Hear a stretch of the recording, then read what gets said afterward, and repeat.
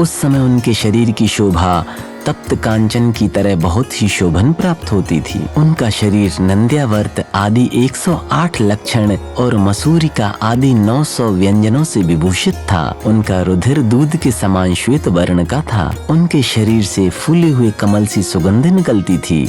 युवावस्था ने उनके अंग प्रत्यंग में अपूर्व शोभा ला दी थी।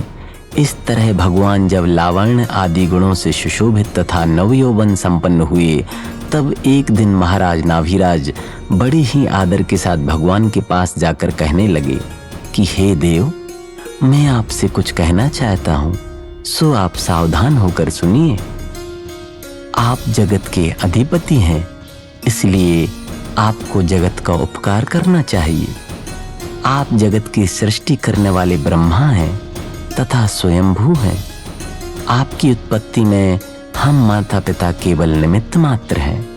यह प्रजा महापुरुषों का ही अनुगमन करती है। इसलिए हे ज्ञानियों में श्रेष्ठ, किसी इष्ट कन्या के साथ विवाह करने के लिए मन कीजिए, क्योंकि ऐसा करने से प्रजा की संतति का उच्छेद नहीं होगा और उसी से धर्म की संतति बढ़ेगी। इस प्रकार धीर वीर महाराज नाभिराय के वचन सुनकर भगवान ने हंसते हुए ओम कहकर वचन स्वीकार कर लिए। इंद्रियों को वश में करने वाले भगवान ने जो विवाह करने की स्वीकृति दी थी, सो क्या पिता के वचनों की चतुराई थी अथवा प्रजा के उपकार की इच्छा थी, या वैसा कोई कर्मों का ही नियोग था।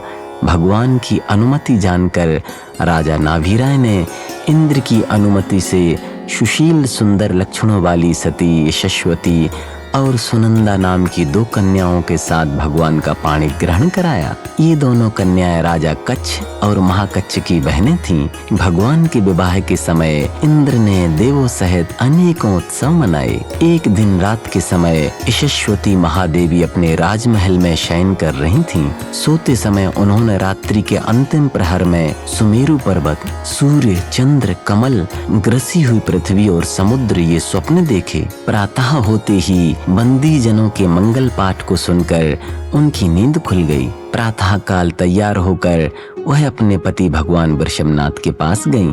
उन्होंने उसे आदर सत्कार के साथ अपने पास ही सुवर्णमय आसन पर बिठाया।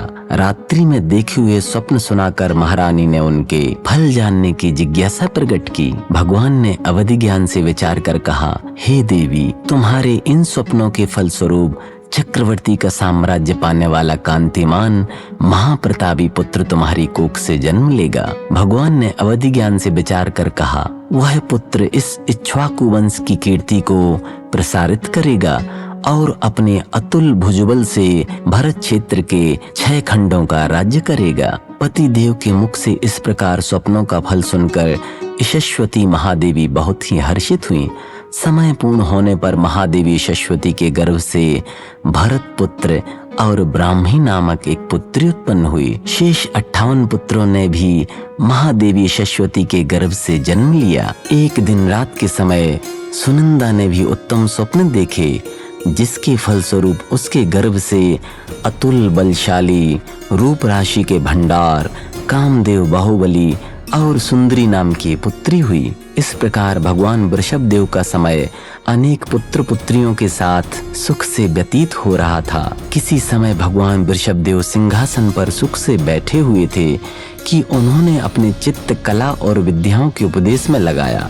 उसी समय ब्राह्मी और सुंदरी दोनों पुत्रियां मांगलिक वेशभूषा धारण कर पिता के पास पहुंची और विनय से भगवान को प्रणाम किया। भगवान ने भी उन दोनों कन्याओं को आशीर्वाद देकर अपने पास बैठाया और स्नेह प्रकट करते हुए कहा, हे पुत्रियों, तुम दोनों विद्या ग्रहण करने में प्रयत्न करो, क्योंकि विद्या ग्रहण करने का यही काल है। यह कहकर दोनों को आशीर्वाद देकर भगवान ने अपने चित्त में स्थित श्रुत देवता को आदर पूर्वक स्वर्ण के पट्टे पर स्थापित किया। फिर भगवान ने सिद्धम नमः मंगलाचरण पूर्वक अपने दाहिने हाथ से आदि वर्णमाला लिखकर ब्राह्मी को शुद्ध अक्षरावली लिखने का उपदेश दिया, जिसका नाम सिद्ध मात्र का है, जो स्वर व्यंजन की भेद से 2 भेद रूप हैं और समस्त विद्याओं में पाई जाती है। इसी प्रकार भगवान ने बाएं हाथ से इकाई, दहाई आदि संख्या को लिखते हुए सुंदरी को अंक गणित लिखने का उपदेश दिया। भगवान ने सर्वप्रथम ब्राह्मी पुत्री को वर्णमालाएं बढ़ाई थीं। यही कारण है कि आज भी इसे ब्राह्मी लिपि कहते हैं। भगवान वृषभदेव ने इसी प्रकार अपने भरत आदि पुत्रों को भी विनयी बनाकर क्रम से आमनाय के अनुसार अर्थशास्त्र, संगीत शास्त्र, नाट्य कला, अश्व विद्या, मल्ल विद्या, शास्त्रीय विद्या और राजनीति आदि अनेक शास्त्र पढ़ाए। इस प्रकार अंतपुर सहित समस्त नगर में परम आनंद को उत्पन्न करता हुआ वह बालक रूपी चंद्रमा भगवान वृषभदेव रूपी उदयाचल से उदित हुआ था। उस समय प्रेम से भरे हुए बंधुओं के समूह ने बड़े भारी हर्ष से समस्त भरत क्षेत्र के अधिपति होने वाले उस पुत्र को भरत इस नाम से पुकारा था। इतिहास के जानने वालों का कहना है कि जहाँ अनेक आर्य पुरुष रहते हैं, ऐसा वह हिमवान पर्वत से लेकर समुद्र पर्यंत चक्रवर्ती का क्षेत्र उसी भरत पुत्र के नाम के कारण भारतवर्ष रूप से प्रसिद्ध हुआ। काल चक्र के परिणमन से प्रभावित कल्प वृक्षों के रस, वीर आदि के प्रभाव नष्ट होने से अनेक बाधाओं को प्राप्त व्याकुल मनोवृत्ति को धारण करती हुई प्रजा जीवित रहने की इच्छा से एक समय महाराज नाभिराज के पास गई। तदनंतर नाभिराज की आज्ञा से वह प्रजा भगवान वृषभनाथ के पास गई और अपने जीवित रहने के उपाय प्राप्त करने की इच्छा से उन्हें मस्तक झुकाकर नमस्कार करने लगी। जीवन की सुरक्षा और आजीविका के साधन संबंधीहीन वचन सुनकर दया से प्रेरित भी भगवान विचारने लगे कि कल्प वृक्षों के नष्ट हो जाने पर अब यह कर्म भूमि प्रकट हुई है, इसलिए यहाँ पूर्व और पश्चिम विदेह क्षेत्र में स्थित स्थिति की तरह प्रजा को असी मसी कृषि, वाणिज्य, विद्या और शिल्प रूप षट कर्मों के द्वारा आजीविका करना उचित है। इस प्रकार स्वामी वृषभदेव ने कहा, तुम भयभीत मत हो। यह कहकर सभी को आश्वस्त किया। अथानंतर भगवान के स्मरण करने मात्र से देवों के साथ इंद्र आया और उसने प्रजा की आजीविका के सम्यक उपाय किए। उसी समय आदि ब्रह्मा भगवान वृषभदेव ने 3 वर्णों की स्थापना की थी।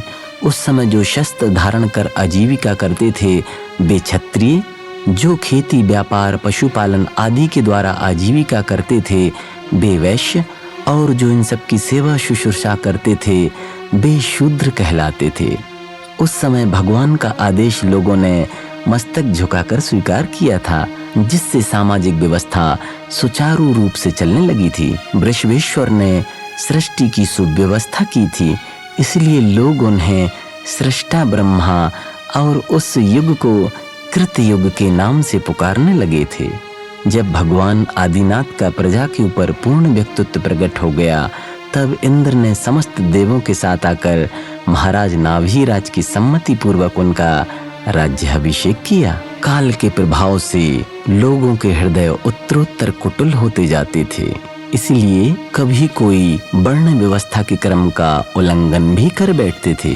वह क्रम का उल्लंघन आदिनाथ को सहन न हुआ, इसलिए उन्होंने द्रव्य, क्षेत्र, काल और भाव का ध्यान रखते हुए विविध रूप से दंड विधान प्रयुक्त किए थे। उन्होंने अपने अतिरिक्त सोमप्रभ, हरि, अकंपन और काश्यप नाम के 4 महामांडलिक राजाओं का भी राज्याभिषेक कराया था। उन 4 महामांडलिक राजाओं में प्रत्येक के 4000 मुकुटबद्ध राजा अधीन थे। आदिनाथ ने इन राजाओं को अनेक प्रकार के दंड विधान सिखलाकर राज्य का भार सौंप दिया था और आप महामंडलेश्वर होकर सबकी देखभाल किया करते थे। भगवान आदिनाथ ने सोमप्रभ को कुरुराज नाम से पुकारा था और उनके वंश का नाम कुरुवंश रखा था। हरि को हरिकांत नाम से संबोधित किया था और उनके वंश का नाम हरिवंश रखा था।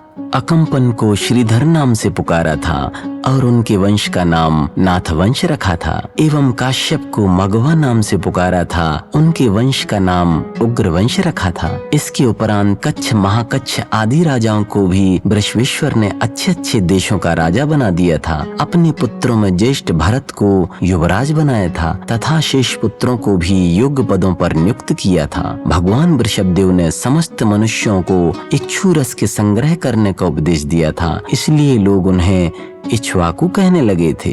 उन्होंने प्रजा पालन के उपाय प्रचलित किए थे, इसलिए लोग उन्हें प्रजापति कहते थे। उन्होंने अपने वंश कुल का उद्धार किया था, इसलिए लोग उन्हें कुलधर और कुलकर भी कहते थे।